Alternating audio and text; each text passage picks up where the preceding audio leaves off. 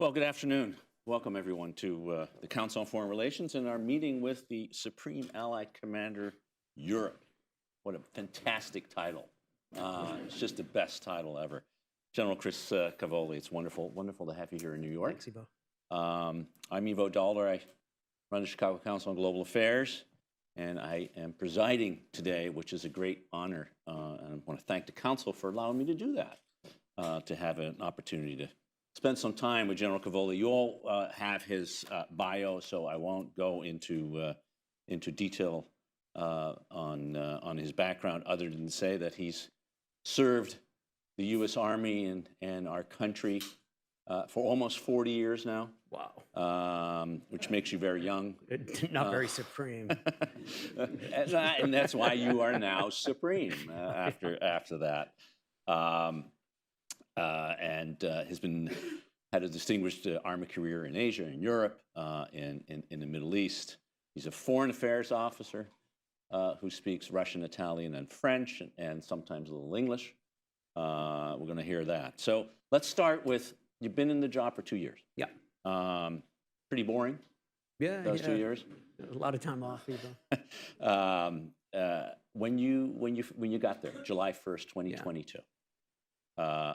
How did you see the situation in Ukraine at that moment? So it's about 3 months or so into the war. Of course, you had seen that as the U.S. Commander of Army Europe.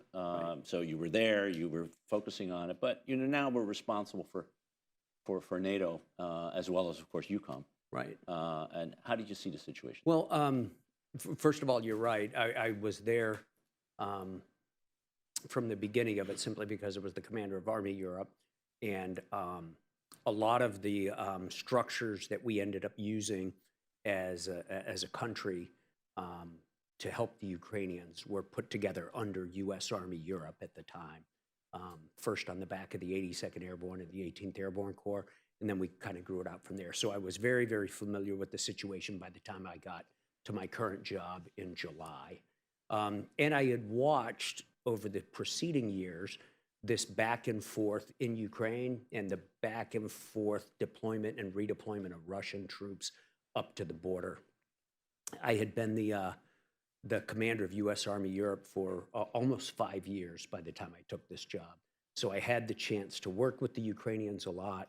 In a previous job as a one-star, I was the guy responsible to put together the training mission that we had out in Western Ukraine in a little town called Yavoriv. So this is really the culmination of some years of working with the Ukrainians and being familiar with the situation, and then watching the sort of brinksmanship deploy to the border, redeploy back that Russia was doing in a menacing fashion throughout 2021. So by the time I got to this job after the invasion, I pretty much understood where the U.S. was trying to go with this and where Ukraine was trying to go with this.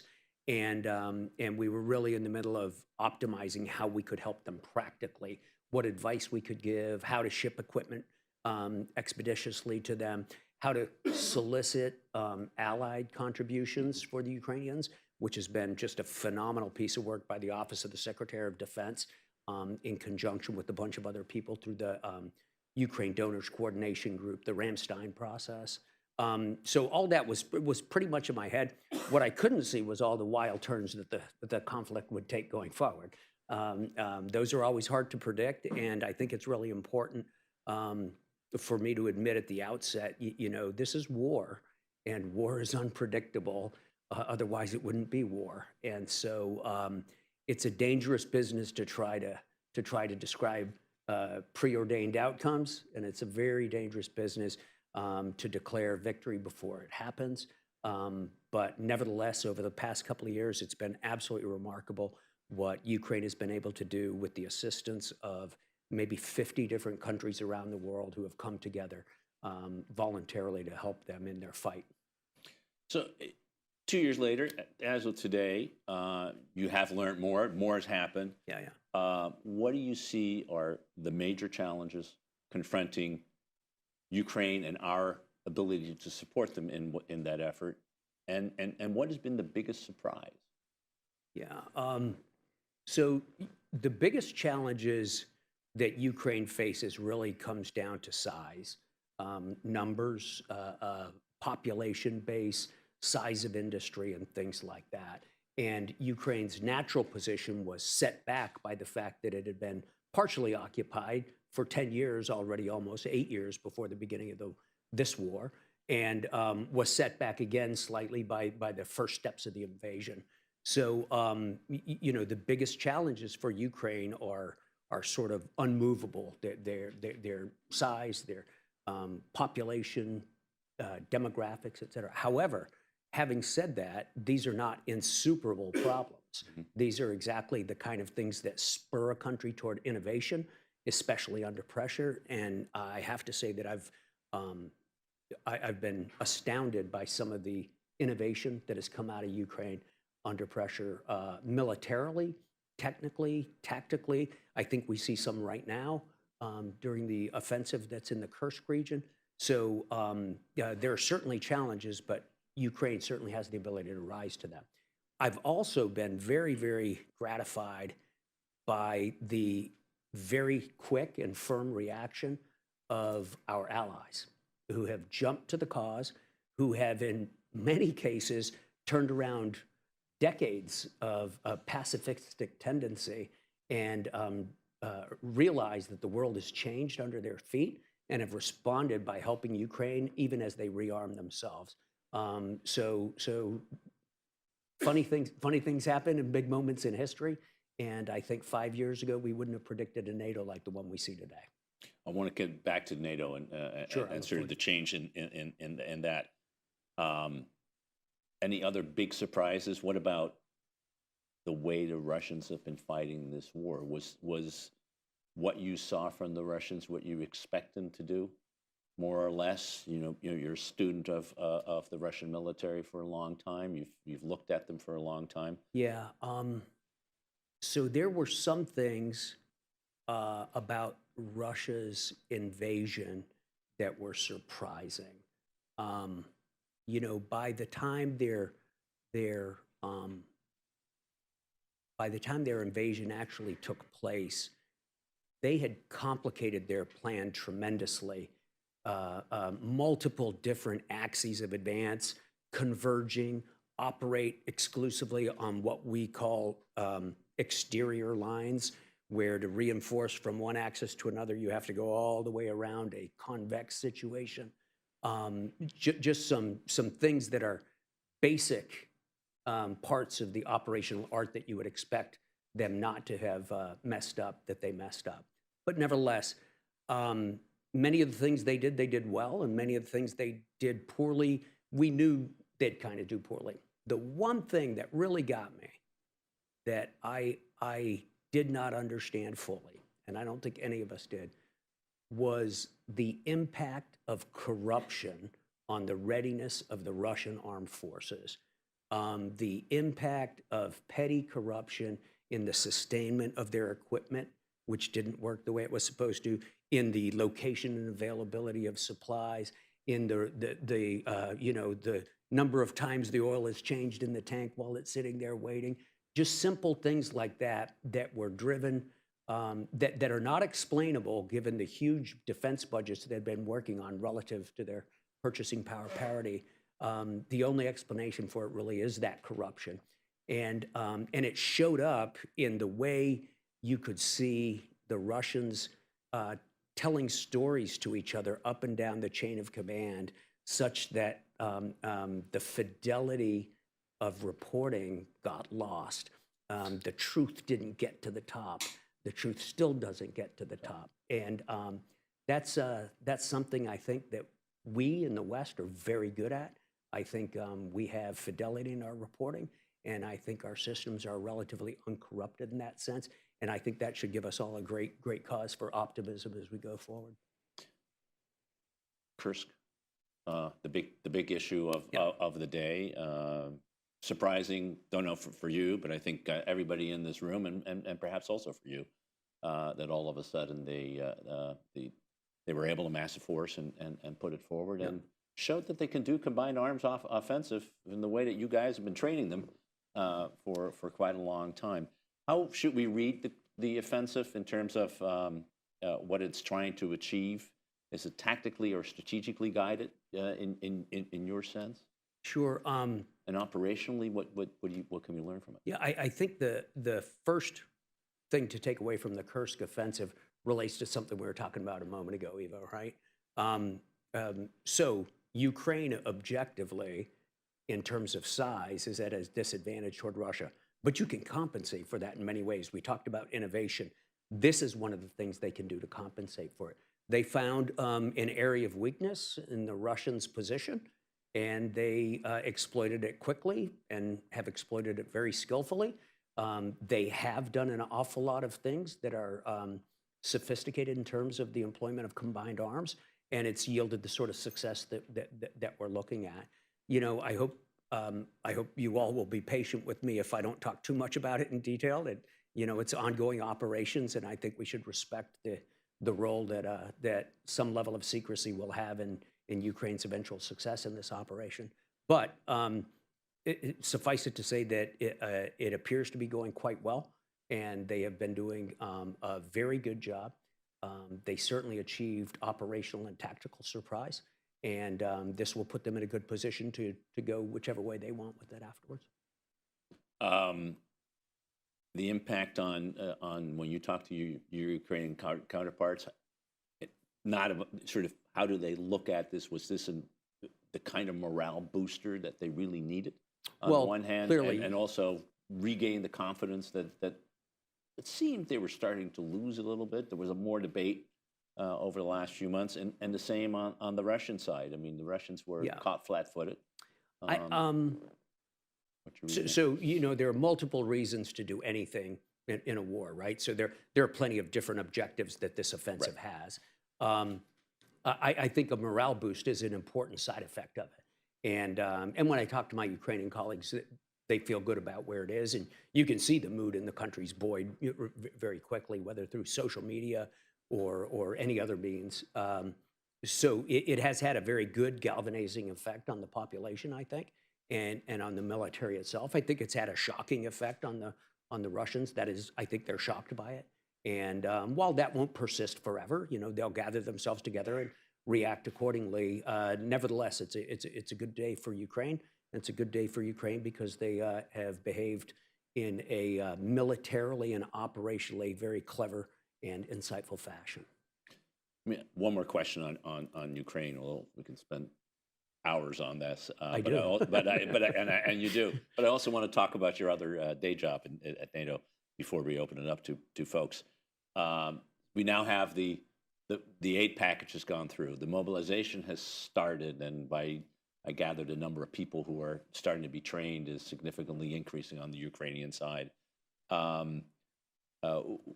When you look at the next 6 to 12 months, what do you, given the capabilities coming in, the F-16s are started to come in. The Crimea campaign is not yet culminating, but it's getting pretty darn close in terms of the capacity that the Ukrainians have to deal with the Black Sea Fleet, and others. Where do you think and then of course the front line, right, where things have been moving, perhaps not in the right direction for a while now? Well. So clearly the Ukrainians have adopted an approach this year that allows them to preserve and defend in the east, to preserve what they've got. They're clearly denying Russia the ability to use Crimea as a sanctuary. They're protecting their critical national infrastructure, which is under grievous assault from the Russians with long-range fires daily. The other part that they need to do this year, and they are doing, is generating strategic level forces. They've got to generate a strategic reserve to bring them forward into next year. And this is one of the things that we're working on really hard with them. This is one of the things that NATO's going to work on with them under the newly agreed training operation that we're going to have for them. The ability to generate force is usually an institutional ability. It's the result of having institutions that can generate force, that can train, that can mobilize, that can bring people in, that can move them to the front, that can replenish them, that can regenerate forces that were in combat. And Ukraine has quietly, not in the newspapers, has been putting together those institutions this year.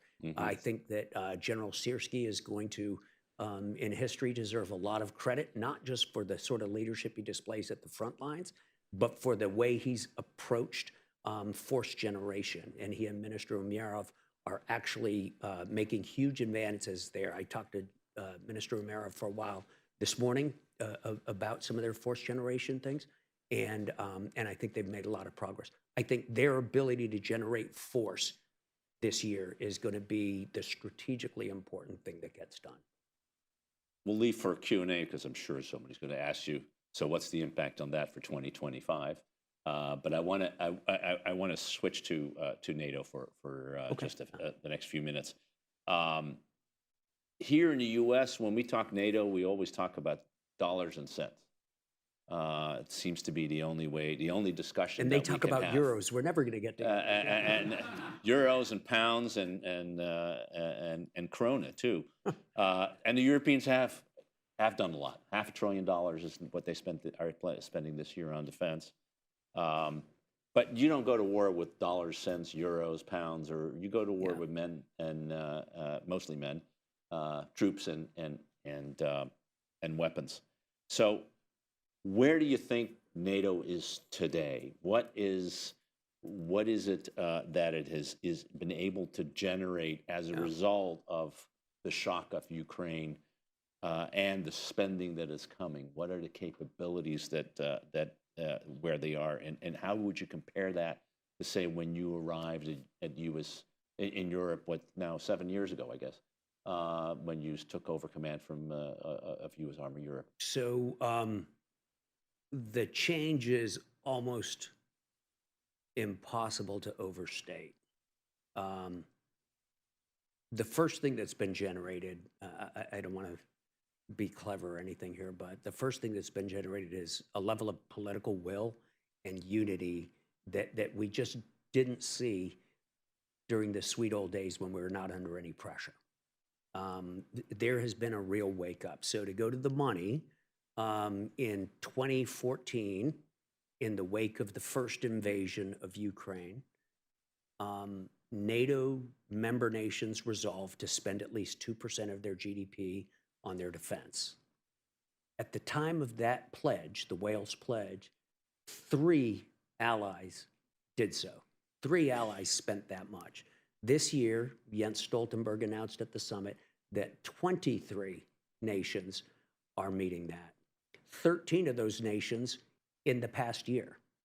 So it has been a sudden uptick in putting money where the mouth is after the invasion of Ukraine in 2022. The money's there. The second thing that happened was the political will that has been generated in the alliance has been converted into political instructions, specifically to me. So at Madrid in 2022, in June, the week before I took over, heads of state and government in NATO instructed SACEUR immediately to implement the strategic approach that we call deterrence and defense of the Euro-Atlantic area, a deterrence and collective defense-oriented strategic approach. So that became my job. And the specific thing that had to be done by me was to have my staff and my subordinate commands put together regional plans. And those regional plans describe, they're classical operational plans. They describe how and where we're going to defend the specific geography of the alliance. And more important, how before that we will operate to deter and to prevent Russia from gaining advantage in specific pieces of geography or in terms of readiness or in terms of domain. So that act, putting those plans together, was a political act by the alliance. So that's political direction to plan for a war. And it makes all the difference. So the last general defense plan that we had for collective defense was reviewed and revised and signed in 1989. That's the last one. Obviously, it became unnecessary after the Cold War, and so we had nothing. Without that, there was no objective requirement for forces, for readiness, for things like that. All we had to do was make sure that we produced forces when an operation called for them. Afghanistan needs a brigade, produce it. Completely different from where we are now. So the new force, the new regional plans have created a new force model that's based not on cyclical force generation, but rather on standing readiness. So we have many more forces called to standing levels of readiness across the alliance. The second thing it's done is created a force structure requirement. These are the forces we need to execute these plans. That force structure requirement is now a guide for nations to build their militaries to in order to be able to contribute to the plans. And so in essence, it becomes the blueprint for burden sharing, right, across the alliance. Finally, we can describe practically not 2%, but this is what I need your 2% to buy. It's the shopping list for the 2%. That is a massive sea change. It's being accepted and even enthusiastically accepted by nations as they go about, building up toward this. The enthusiasm wanes a little bit when we get to the realities of our defense production right now. It's not a super secret that we're not producing as much as fast as we would like to. And in fact, many nations have money burning a hole in their pocket, but there's not enough to buy right now. So the alliance, as well as all the member nations of the alliance, are very, very focused on how to improve our defense industrial production and how to modernize our force structure at the same time. So this has been a massive shift in the way NATO operates. I mean, just a few years ago when you were at NATO, if we had a conversation like this, would be looking for the empty bottles on the floor. This is just a complete sea change. It's also a sea change in terms of specific policy, right? Germany has agreed and asked for the stationing of long-range conventional weapons on their territory. I mean, think of the Pershing II debacle in the 1980s. That was unthinkable in Germany just 3 years ago. So the policy changes and the practical consequences of those changes just can't be overstated. It's a very important and gratifying thing for us to recognize that when the alliance needs to be the alliance, it stands up and is the alliance. I mean, just to underscore how much of a sea change this is, my second day as ambassador in 2009, I had a meeting with the Baltic ambassadors, the Czech and the Poles. I wanted to meet with them before I met with our Quad friends, which we usually do, the Brits, the French, and the Germans. And the first thing the Lithuanian ambassador told me, he says, "It's great you're here, but there's one request I have." I said, "What is that?" He said, "We are members of NATO. We've been members of NATO for 5 years, and there is no contingency plan to protect us. None, zero. There's no plan. We had plans for Poland, but we didn't have plans for them. So, could we have one, please?" We got, yes, you have one now. and we did get one, but now you have a real one. Yeah. And a contingency plan versus a defense plan that you have now is a fundamentally different. Maybe more importantly, now we have a plan, but we also have the command and control structures moving into place necessary to execute that plan. So instead of having headquarters that are just sort of generically focused on tasks that are going to rotate out to do some out-of-area operation, we're turning our headquarters into geographically focused headquarters that have the responsibility to defend this area in just a classical, operationally focused sense. That's going to make a huge difference, and it gives member nations like Lithuania, it gives them a headquarters to work with so that their national defense plans can be harmonized with the NATO collective defense plan for the area, and command and control structures can be worked out, and command and control procedures can be worked out. Of course, to go from a sovereign nation's defense of its territory suddenly to a collective defense of that sovereign territory is a tricky thing. And so that requires standing understandings, standing agreements, standing procedures, and those are the sorts of things we're able to work out now. And we do it through an exercise program that's driven by the plans, which we didn't have before either, right? We sort of exercise generically. Let's do a parachute jump. Now we exercise in order to be able to be competent at the critical functional parts of our plans. So there are two consequences of what you have said, other than enhancing deterrence and hopefully through that improving defense. One is, you mentioned burden sharing, which is this allows you to actually start thinking about, okay, what is it that the United States needs to produce? But if we happen to be somewhere else, who is going to fill it in and really define burden sharing, not in the 2%, but in the capabilities and the execution of the plans. Right. So can you talk a little bit about how how are we thinking about, duplication is the wrong word, the ability of the Europeans to backfill, to not rely as much as they have in the past on our critical enablers, whether it's refueling or intelligence, surveillance, or reconnaissance, the drone technology, et cetera. How are we thinking about burden sharing as a positive inducement for change to get the Europeans to do more? You know, so I think one of the important realizations I've come to over the last couple of years, Ivo, is that we've wanted burden sharing for so long, but we couldn't describe it. We couldn't say practically what we meant. Now that we have plans, we're able to do that. Okay, I need you to do this part of it because it's too hard for me to get that over there at that time. And everything becomes clearer and people start to sign up for more. The U.S. contribution to the NATO plans is the most we've offered since the end of the Cold War. So our commitment is clear. But although the actual fractions are classified, we are not the lion's share of the force. When you lay it out with a real set of plans, you see that the Europeans are doing far more for the defense of the continent than we sometimes give credit for.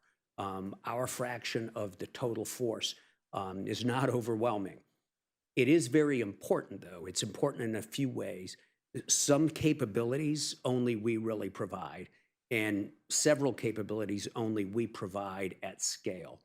So we are an important part, no matter what the fractions are, because of some of the things that we're able to provide rather than the scale we're able to provide. And the second thing that's really, I believe, absolutely vital from the United States for the success of the alliance is leadership. The alliance wants us there, and the alliance, for the first time in 35 years, is nearly unanimously spending and working in a very directed fashion toward its own collective defense, our collective defense of the NATO area. And so in many ways, this is exactly the moment we have been waiting for. Our country's been, well, this is finally the alliance we were saying we want. And so this is exactly the time when U.S. participation, U.S. investment will have the biggest payoff for the United States and for the alliance at large. So that raises sort of the final question, which is whether you're in Washington or New York or even in Chicago, when we talk about global security threats, there is a European issue and NATO is taking hold of that. But we have all these other challenges that we, but also our allies have abroad. And there's been loose talk, I would say, not a lot of other talk about NATO taking on greater responsibilities, not just out of area as we did after the Cold War, but in the Indo-Pacific, and starting to think about it. How, one, is NATO thinking about that? They are mentioning the China threat, and that's part of the way NATO is describing the threat. But two, if the way you're describing the deterrence and defense concept, it's very much based on the territory of the Euro-Atlantic area as opposed to the Indo-Pacific area. So Article 6 of the Washington Treaty delineates the area of NATO, and it is a regional alliance. It does have a geographical delimitation. It has done things outside of that area before, right? I mean, Afghanistan certainly wasn't it. So we can take the decision to do things external. But I think really NATO is a regional alliance and it tends for the foreseeable future to focus on the region of the Euro-Atlantic area. However, it's obvious that many member nations have interest in Africa, have interest in the Indo-Pacific, and will need to secure those interests. And it's also increasingly obvious that there's no such thing as a regional problem. We may be a regional alliance, but there's not a regional problem anymore. The problems that we face are increasingly interlinked. The NATO names two adversaries, the Russian Federation and terror groups, and those certainly aren't in exactly the same location or inside NATO's area of responsibility. We see Russia, China, and other countries increasingly coordinating their approaches and their policies, and that's going to create global problems that NATO will be a part of solving. So I think an important realization in NATO right now is that you can't have a splendid island. It's part of a bigger globe, and we're going to have to come to grips with that somehow. It may not mean that the alliance, as the alliance, ends up operating all over the world. I don't see that.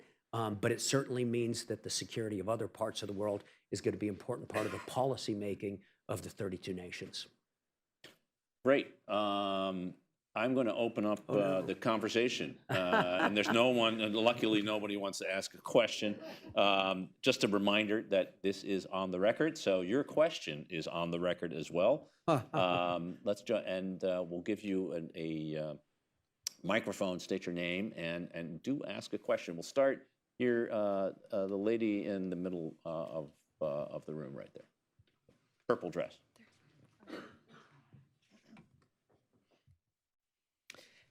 Thank you, and congratulations, sir, on the new force model that you did in record time and with great success. I think there's a lot of misunderstanding about what Article 5 of NATO actually provides for. Okay. During the negotiation of the Washington Treaty, as I understand it, the European countries wanted there to be an automatic response from allies, certainly including the US, in the event of an armed attack on their territory. And the US said no. And so Article 5, instead of having an automatic response, provides that each ally can take such action as it deems necessary. My question to you is, what authority, if any, do you have to, for example, activate your new reaction force? And what happens if a country, I'll pick randomly, Hungary or Turkey, decides, well, we won't be part of that consensus and we won't give you a constructive abstention? Sure. What, if anything, can NATO do as a collective whole under the auspices of NATO? Right.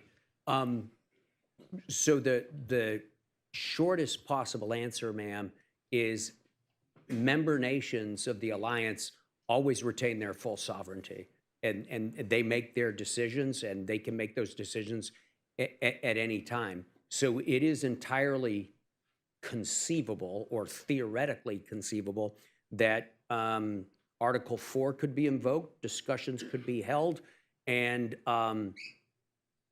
nations could decide to declare that an Article 5 situation has happened, and then a nation might decide, but what I think is necessary is for me to do nothing. That's certainly possible. You know, in my view, it's not very likely. What I've seen in NATO is that it's very hard to get to consensus, but once you get to consensus, it's really hard to back out of it. I mean, once you get to consensus, you've got a very firm thing.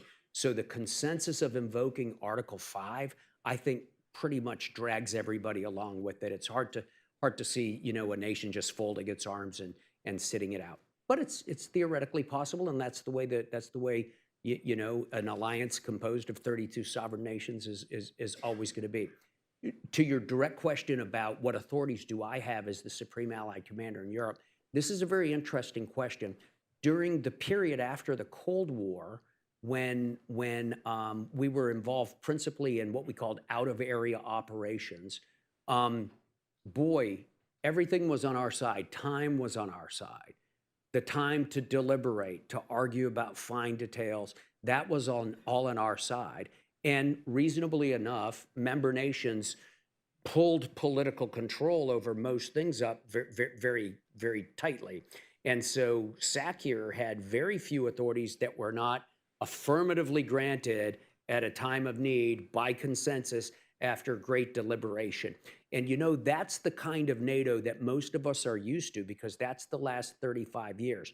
That is not the NATO of the Cold War, and that is not the NATO of a collective defense period, which we're moving into. So one of the most remarkable features of these new plans and everything is the amount of authority that has been turned around and given back to SACEUR to stage forces and to move forces to declare various levels of alert based on my understanding and informing the council. So I have quite a few authorities. I can, at the alert state of yellow, I can do a number of things. I can't talk too much about them in public, obviously, but I am certainly permitted to do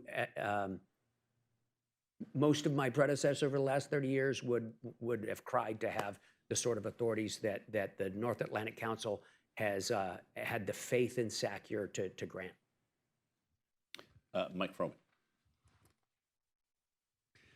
Thanks very much. And I'm going to abuse my position as president to make a comment and then ask a question. The comment is that most people know that between being general and being president, Eisenhower was president of Columbia University. What they don't know is at the same time he was running a study group here at the council after the announcement of the Marshall Plan on what else the U.S. should do to support Europe.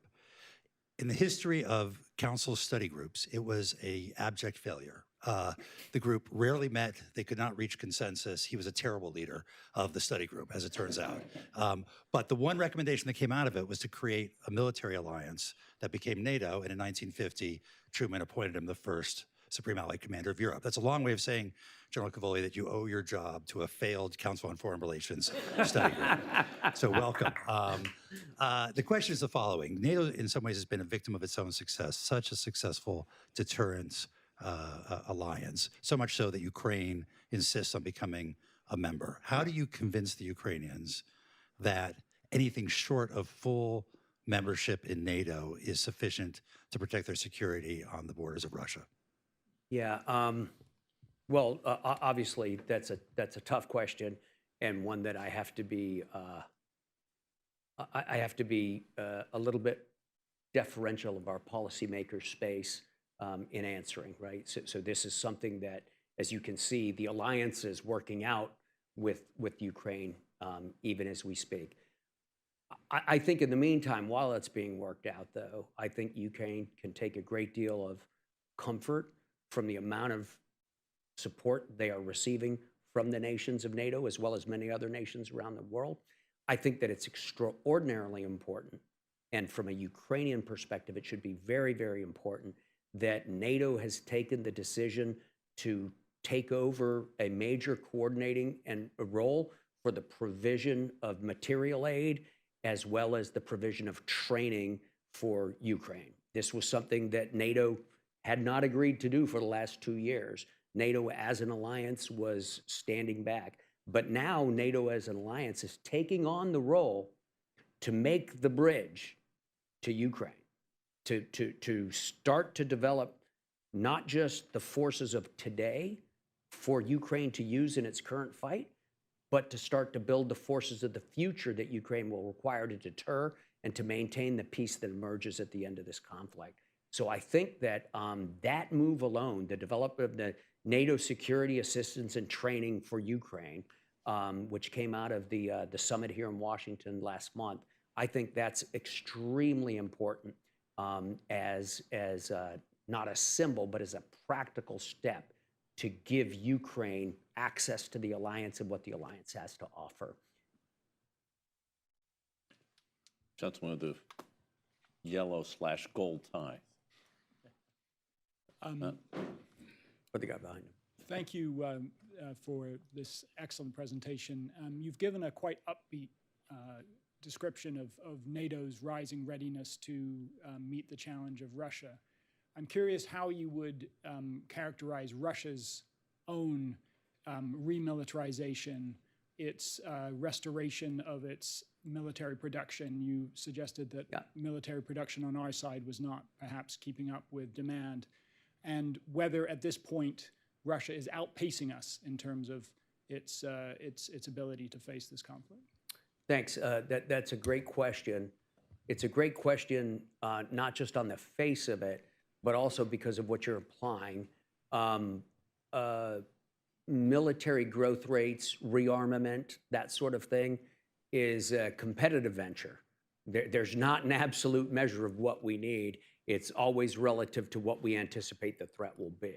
And so the question of what is Russia doing is extremely important. They're rearming as quickly as they can. There are some big problems with their rearmament, but in many things they've been able to move out very quickly. The production of ammunition, they've been able to increase by multiples. Their production and refurbishment of tanks is moving along quite well. Some things they're having a little bit harder trouble doing because they've got to get around international sanctions on the acquisition of high-end components and everything. They do find ways around it usually, but it's usually quite inefficient. Disturbingly, they've made up for some of this fourth generation shortfall by reaching out to other countries that have willingly provided them with things, whether it's munitions or technology, or dual-use technologies. And I think that's something we as a world are going to have to deal with. But in short, Russia has ramped up. Russia has adopted. Some people describe it as a wartime footing. I describe it as sort of a halfway position. It's clear that they're trying to avoid the costs that you impose on society when you go to full mobilization. But on the other hand, it's also clear that they're taking extraordinary steps to step up their production. We can beat that. We can beat that. We just have to get out of the starting blocks and do it. I mean, the great advantage of the alliance is that the economies of the West dwarf the Russian economy, and our production capacity and capability dwarfs that of Russia. And so we should have, I'm upbeat because we should have a great deal of confidence. We know where we need to go. We just got to get there and move out. So thank you, sir, for the question. Yeah, right here in front.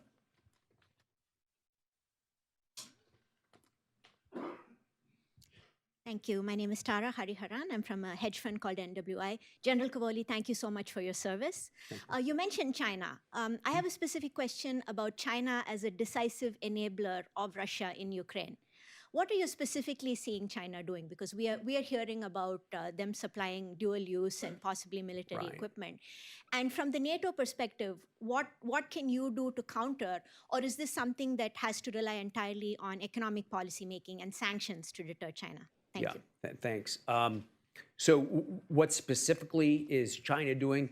Clearly, they've provided an outlet in a market for petroleum products from Russia. That has given Russia the revenues necessary to do the sort of production that we were talking about a moment ago. Clearly, they're involved in some dual-use technology transfer, which is sometimes looks very benign, but other times it's pretty easy to see through. Clearly, they're doing some things that we're aware of in the classified space that I can't talk about. But I think it's important to note that Russia's relationship with China, in which I think it's fair to say Russia is increasingly playing the minor role as partner, that's happening for a reason. They're assuming that position for a reason. NATO doesn't principally, as an alliance, work on things like sanctions, but you have these overlapping ovals, right? Most of the nations, or many of the nations in NATO, are members of the EU, or other such blocs or other such arrangements. All are members of the United Nations, for instance, and it's usually through those arms or through multilateral and bilateral arrangements among member nations that we do things. Ivo mentioned the Quad a couple of minutes ago, France, Germany, the US, UK. Those nations don't act for NATO, but when they get together and make a policy common among the four of them, it has a big impact across NATO. So those are the sorts of things that are happening. I do think this question of enforcement of sanctions is a very important one, and I'm happy when I see international cooperation, especially in the legal sphere, to get after sanctions busting and evasion. Michael Gordon.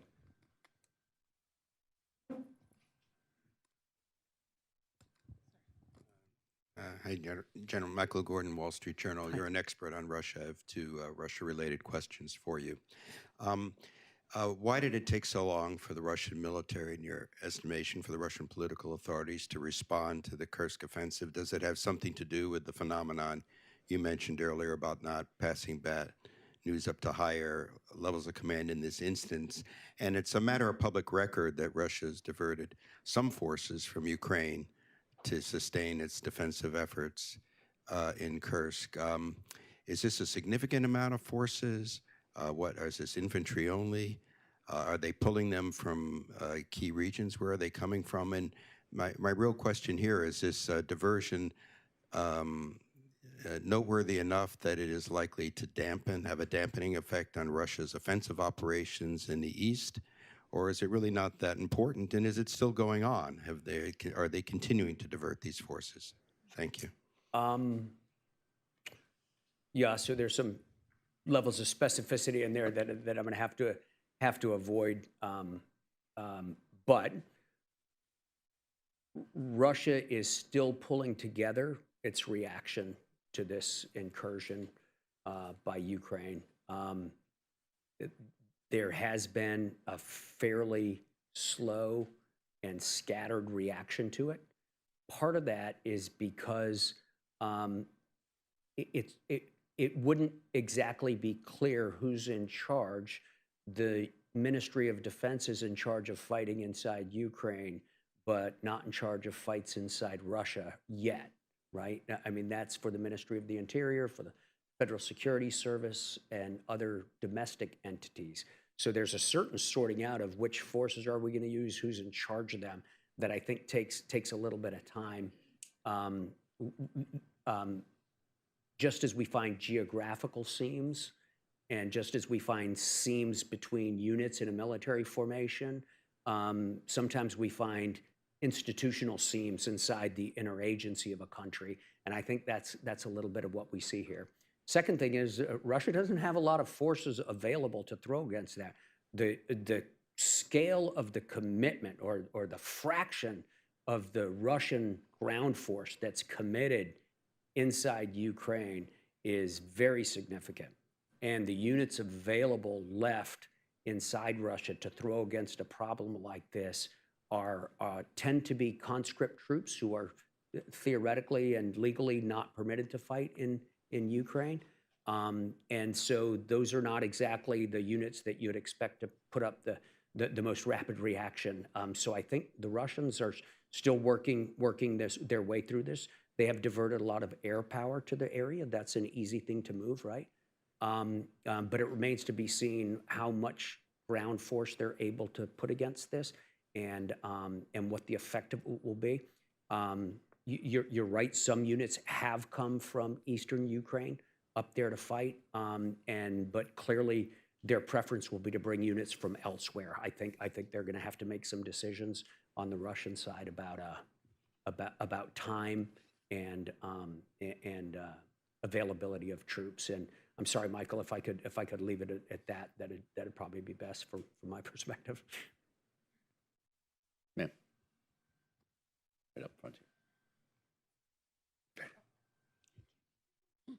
Yeah. Lindsay Howard from Bloomberg. General Cavoli, thank you for your specificity and articulate comments to this audience. I wondered if we could talk a little bit about maritime strategy. The threat level at sea has increased surround sound for NATO, certainly in the Black Sea, where we face a different reality, though one both the Russians and the Turks long predicted, among others. But there are also underwater sea cables, key infrastructure incidents around Norway, and then there are issues like immigration and refugees. NATO has limited assets in the maritime area.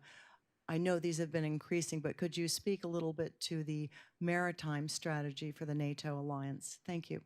Sure, and all my admiral friends out there, forgive me for what I'm about to do. That's all right. They run armies too, so you can run some navies now. Yeah. So let me scattershot a little bit, if I could, ma'am. First of all, I think we've seen some big developments technologically in terms of future warfare. For Ukraine, a country with basically without a manned navy, for them to use unmanned vehicles, uncrewed surface and underwater vehicles to push the Black Sea fleet all the way to the far side of the Black Sea, it's pretty remarkable. And I think there's a lot in there for all nations to study. There are some, there's a lot of buzz about unmanned aerial vehicles, but those seem to have some limitations in terms of, how much payload can they carry? Can they carry bombs big enough to really destroy, a modern tank? Things. Those limitations don't seem to be as strict for maritime vessels. They can carry big explosives and things like that. And so there have been leaps and leaps made by the Ukrainians in terms of employing cleverly and developing new technologies in the uncrewed surface vehicle arena. I think that's a very important part of the maritime thing. Underwater critical infrastructure. So we had a couple of episodes, right, up in the Baltic and in the North Sea. And last year, a year and a half ago, I'm sorry, I can't remember exactly, I was instructed to stand up a underwater critical infrastructure protection program. And we do that underneath our Maritime Command and NATO MARCOM, which is led by Vice Admiral Mike Utley in southern England, is their headquarters. And they've put together what effectively is an information clearinghouse for underwater infrastructure and for incidents, as well as for maritime domain awareness. That is where ships are in the world at any given time. It's a tough problem because some of the infrastructure is government owned, some of it's private, some of it's on land, some of it's underwater, even though they're connected. Some of it's in national territory, some of it's in international spaces. Some of it's, some nations give jurisdiction over this question to law enforcement agencies, some give it to military agencies. I run a military organization. So what we settled on was an information clearinghouse. Remarkable how much you can pull together when you take that approach, however. And we've had a couple of incidents where we've been able to bring together information, hand it to a nation or hand it to a group of nations extremely quickly, give them complete access to it, and then start moving NATO vessels to the point of impact if they're desired. So we are able to do some things like that, but there's a great deal that needs to be done nationally as well as multinationally in that space. The last thing I'd say in maritime strategy, sometimes we see the challenges that come up. Oh, the Black Sea is there's problems in the mud. With the accession of Finland and Sweden to the alliance, the military balance and the military geography in the Baltic Sea has changed completely. Almost every kilometer of the coastline of that sea, the Gulf of Bothnia and the Baltic Sea, is now NATO coastline, to include the key choke points such as the Skagerrak and the Straits of Denmark. It's hard to overstate the importance of that from a military perspective, and so there's been tremendous advances in the maritime domain. We could go on for hours, but I'd run out of expertise very quickly. The lady over in the back there, yes. Thank you. Kate Aiken, new term member. My question is about AI. We've seen a great divergence between the US and the EU in terms of the approach to innovation, in terms of regulation, and in terms of military applications. What do you see as the implications of that if that divergence spreads over to all of the members of NATO? And I'm wondering if there's any particular areas or use cases where you see less divergence or more agreement about where to use AI. Yeah, the second question first. Among militaries in NATO, there's no dispute that using AI to enhance our ability to analyze large bodies of data, especially collected by our intelligence sensors, is absolutely imperative. That there's no way you get into the future without having some sort of machine assistance for analysis, as well as some decision-making tools. That's just, I think, common across militaries worldwide have seen the potential and the importance for that. In terms of the way we get that technology, I think the European Union and the United States have very different approaches. I'm American, and I think most of the electronics I use came out of California or someplace like that. And I think there's a lot of benefit in the way we do it. I do think, at the risk of straying too far outside of my own field of expertise, I do think that American capital markets are a really important part of our ability to lead in this regard. And the relatively weaker capital markets that you find in Europe are going to be part of their solution to being able to lead in AI and other high technology in the future. Every bit as much so as regulation and deregulation of things that are probably uppermost in your mind. Time for one final question. Gentleman here in the middle. Hi, I'm Hall. I'm also a term member. General, thank you for your insights about the industrial situation. Just to follow up, with Ukraine, we see new tech like drones and good old 155s.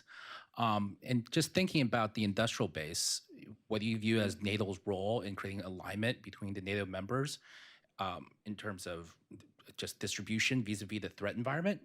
And what do you view as like some of the more impactful things that you could do? And also, I always like to remind myself, NATO members obviously involves the United States and Europe, but also involves Canada as well. That's right. That's a great point. Frequently Americans will say our European allies and forget that there's another one on our continent,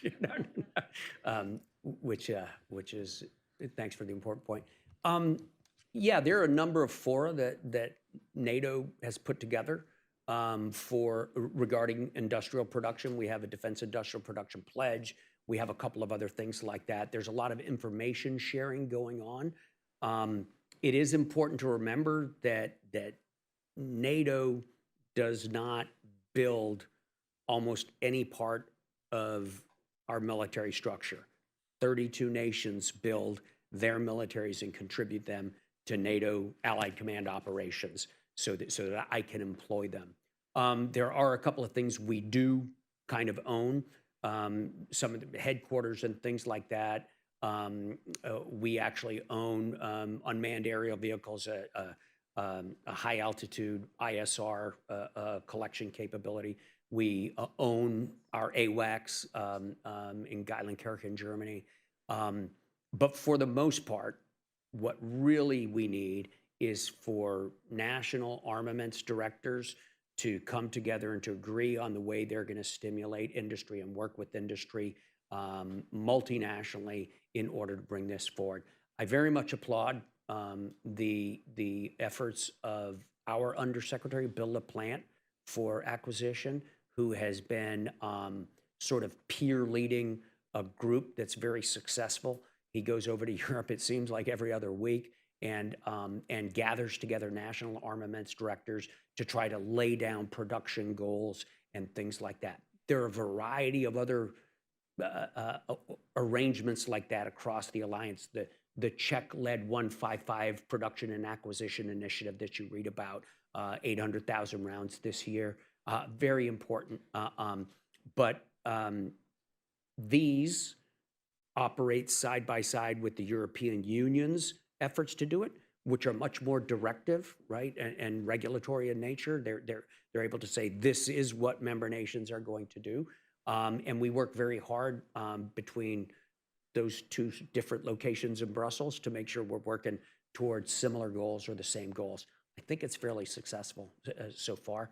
But again, I do think that one of our strategic challenges is to have that sort of nimble and expansible production capability so that we can meet threats without overdoing it.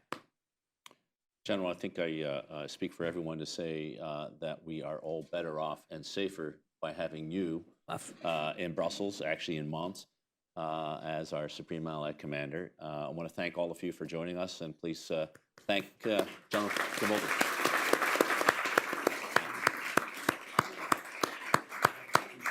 If you please stay seated as General Cavoli leaves, and you will be able to see a transcript and the video again of this conversation back on the website.